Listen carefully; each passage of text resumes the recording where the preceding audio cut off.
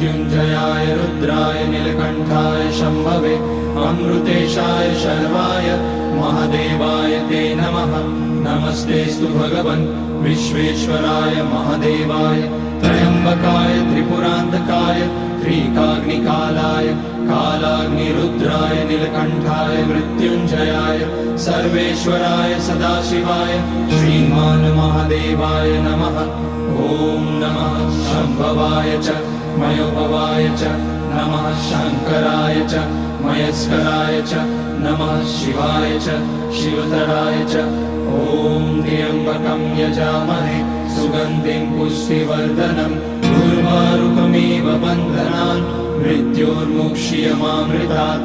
नागेन्द्रहाराय त्रिलोचनाय भस्माकराय महेश्वराय नित्याय शुद्धाय दिगम्बराय तस्मै नकाराय नमः।